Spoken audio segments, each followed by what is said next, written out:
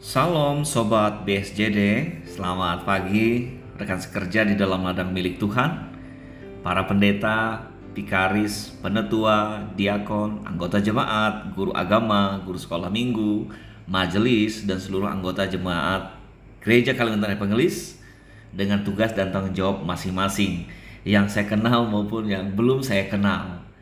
Kita mesti bersyukur ya, hari ini Jumat 12 Agustus 2022.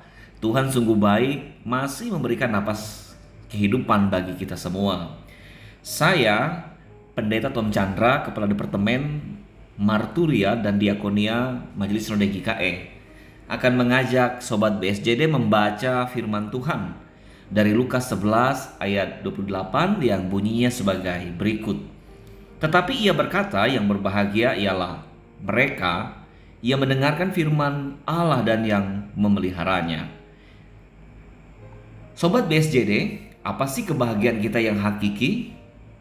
Harta benda, materi, uang, kedudukan sosial, prestasi, dan sebagainya. Boleh saja. Toh tiap hari kita berurusan dengan hal-hal yang demikian. Tapi bagaimana dengan kebahagiaan menurut tokoh-tokoh Alkitab? Bagaimana kebahagiaan Tuhan itu sendiri? Apa saja ukurannya? Mari kita mulai. Daud, kita tahu dia seorang raja, tapi juga orang yang dekat dengan Tuhan ya.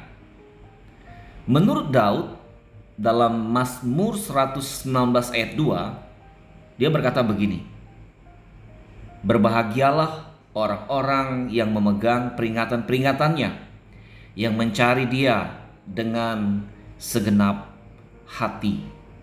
Sobat BSJD, bagi Daud kebahagiaan diperoleh ketika dia memegang peringatan atau firman Tuhan itu sendiri dan upaya mencari hadirat Allah yang baginya adalah hal yang sangat membahagiakan. Pertanyaannya, bagaimana dengan kita? Apakah memegang firman Tuhan itu suatu kebahagiaan atau beban? Ayo Bapak Ibu ingat-ingat. Atau kita tersinggung ketika diingatin, kita ngambil hati ketika kita ditegur.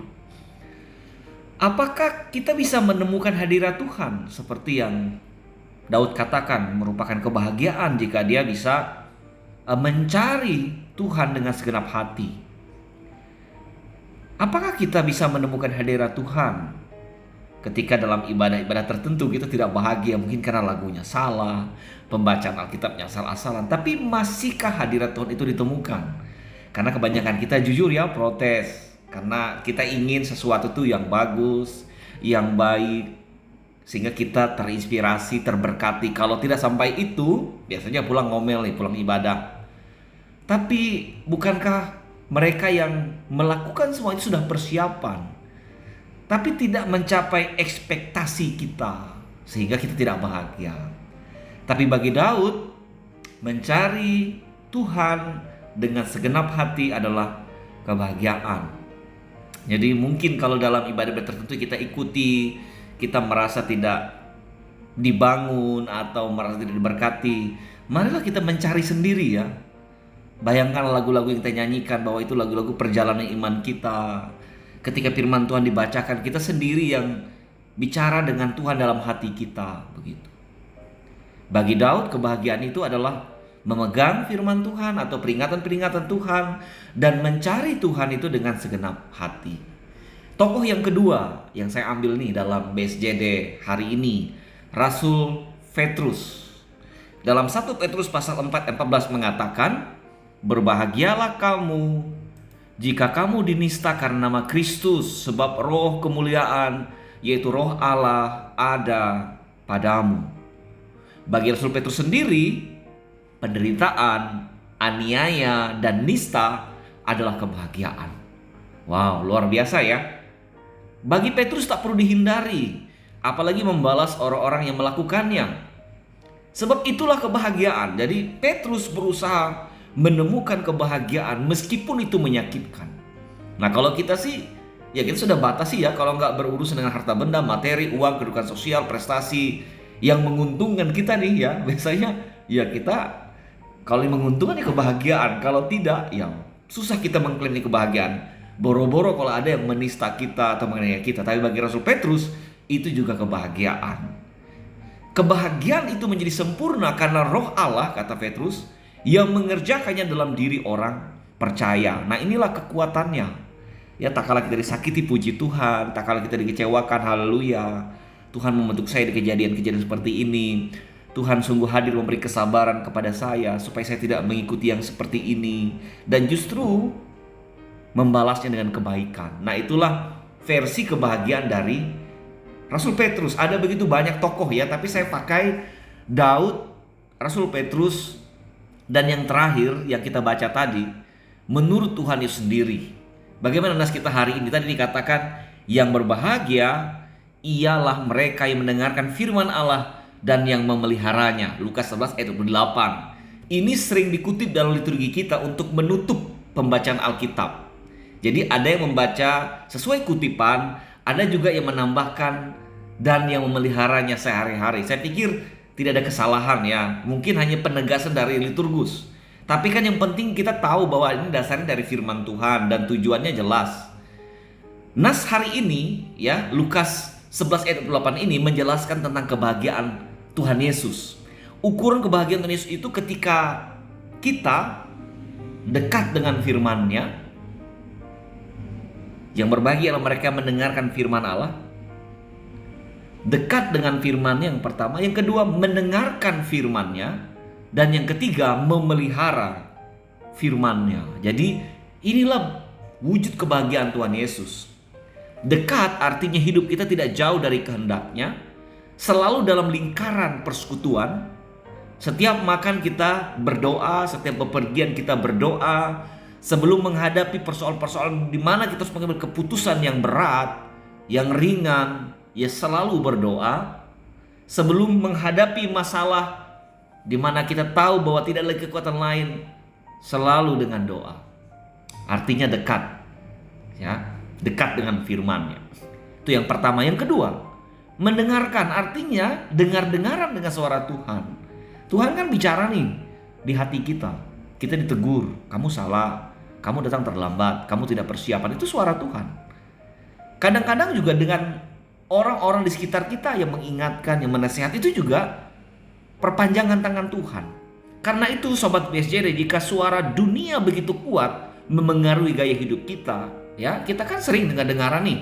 Kita buat status Facebook, ada yang komen tidak menyenangkan, kita ngambil hati. Bayangkan, jika suara dunia saja begitu kuat memengaruhi gaya hidup kita, bagaimana mungkin suara Tuhan tidak diperhatikan? Makanya kita kalau belum berdamai, ya kita tidak bahagia, ya kan?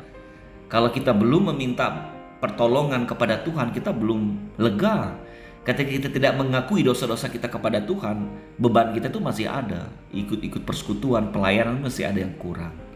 Lalu yang terakhir, dekat lalu mendengarkan firman Tuhan. Dan yang terakhir, dan yang memeliharanya, kata Tuhan Yesus. Artinya memelihara artinya hidup yang berpadan dengan kehendak Tuhan. Jadi kita dekat dengan firman-Nya, mendengarkan firman-Nya, dan memelihara firman-Nya. Itulah kebahagiaan Yesus jika kita mengerjakan itu. Dalam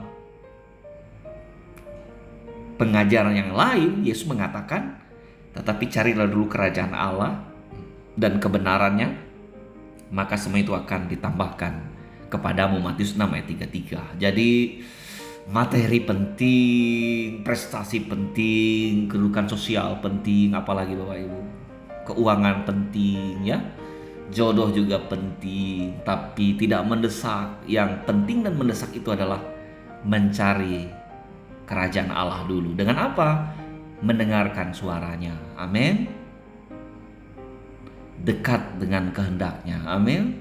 Dan memelihara kehendaknya. Bapak Ibu Sobat BSJD dan saudara-saudari yang saya kasihi, pagi ini selamat berbahagia. Hidup kita hanya sekali, tak layak jika kita tak bahagia. Sebab Tuhan Yesus menghendaki agar kita anak-anaknya bahagia. Amin. Mari kita menaikkan doa kita. Bapa di surga, Bapa dalam Yesus Kristus, Pagi hari ini kami bersuka cita, kami boleh membuka mata kami boleh menghirup udara yang baru. Tuhan mengembalikan seluruh kehidupan kami, segala otoritas yang Tuhan percayakan kepada kami, Tuhan menyerahkannya kami kembali. Terima kasih satu malam boleh berlalu, ada banyak perkara-perkara hidup di hari kemarin. Tuhan mengizinkan kami untuk hari ini ada, tentu ada tujuan dan maksud Tuhan. Pakailah seluruh talenta kami untuk kepujian kemuliaan nama Tuhan. Berkatilah hidup kami supaya kami juga memberkati orang lain. Berkati juga bangsa dan negara kami, persekutuan kami, keluarga kami, saudara-saudari kami. Biar kami menjadi garam dan terang supaya membawa orang kepada kehendak Tuhan. Gerakkanlah hidup kami sesuai dengan kehendak-Mu. Berkatilah dan lindungilah majelis sinode, majelis resort, majelis jemaat, dan kami-kami yang menjadi elemen di dalamnya. Biarlah kami memancarkan kasih dan kehendak Tuhan dalam hidup ini. Di dalam nama Tuhan Yesus kami berdoa. Amin. Selamat pagi, selamat berbahagia. Tuhan Yesus memberkati. Amin.